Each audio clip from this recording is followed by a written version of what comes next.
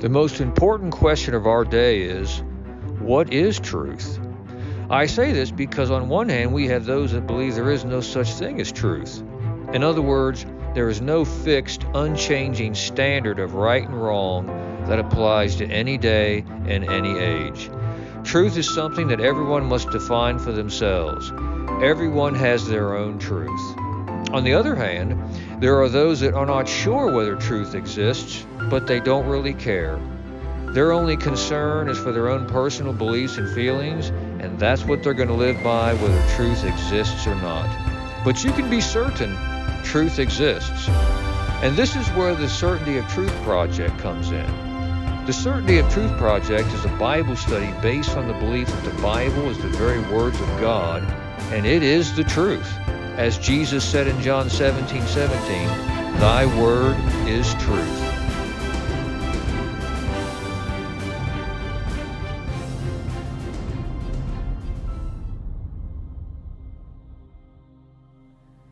There are many issues facing mankind today, such as racism, climate change, economic inequality, and I'm sure you could add to the list. But the first and foremost issue, the one that affects all the others, is what I call the God issue. In other words, does God really exist? Interestingly enough, the Bible, from its first verse, never tries to prove that God exists, but assumes that He exists and created all things. Genesis 1:1 states, "In the beginning, God created the heaven and the earth." But when this question, does God really exist, is posed to mankind, it becomes quite problematic. There are many, like the people that sit in these pews, that would say, yes, God does exist. And we would call these folks theists, believers in God. But then there are others that would say, no, God doesn't exist. And we would call these folks atheists, disbelievers in God. And it's important for me to point out there are two types of atheists. The philosophical atheist, who has a firm disbelief in the existence of God. And then there are the practical atheists. These are folks that believe in God, but He sure doesn't affect their life in any way, shape, or form. And trust me, the ranks of religion are full of practical atheists. But either way, whether you be a theist or an atheist, you will arrive at that position by faith. And when I mention faith, modern man scoffs at it because they consider it such a silly and outdated notion. But understand that everyone, every day, exercises faith. Every time someone sits in a chair, they trust that chair to support their weight. Every time they get in their car to take a trip, they trust that car to safely carry them to their destination, while they trust the drivers around them to obey the traffic laws so they don't have an accident en route to that destination. And if you take medication, you trusted someone to accurately fill and label that bottle so that you are taking the medication you think you are. Yes, everyone has faith.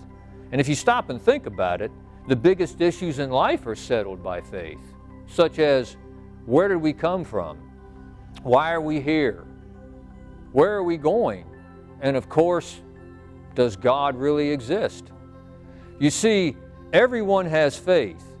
So whether you be a theist or whether it be an atheist, you will arrive at that position by faith. Let's look first of all at the fact that atheism is a position of faith. Now, evolutionary science is built on the theory called spontaneous generation, where something is created out of nothing spontaneously. In other words, suddenly and without plan. I say this is a scientific theory because it's never been proven.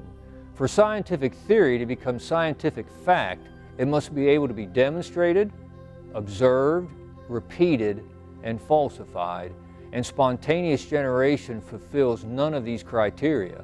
So evolution is a faith-based position.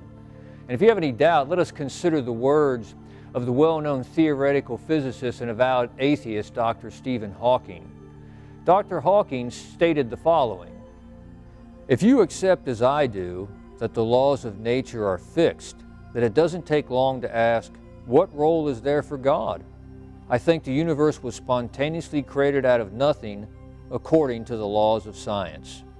Upon examination of Dr. Hawking's claims, you will see that he has faith in a scientific theory that, number one, the laws of nature are fixed.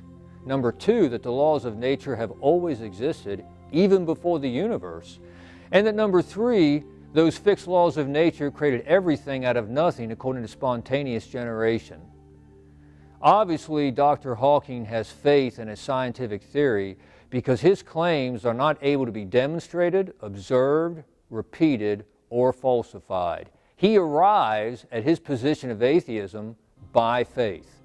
But let me be honest, if you're a theist, a believer in God, you will arrive at your position also by faith. And this is no surprise because God demands that if you're going to believe in Him, it's going to be by faith. Hebrews 11:6 states, "And without faith it is impossible to please Him, for he that cometh to God must believe that He is, and that He is a rewarder of them that diligently seek Him." So if you believe in God, or if you disbelieve in God, you will arrive at that position by faith because neither I, nor Dr. Hawking, or any other person can conclusively prove beyond doubt that God exists or that He doesn't exist. You will arrive at that position by faith. So, the real question is, since everyone has faith, is where does your faith rest? This is important because where your faith rests determines what you believe. So where does your faith rest? Science? Philosophy? Religion or some religious guru? The Bible? Or even yourself? Where does your faith rest?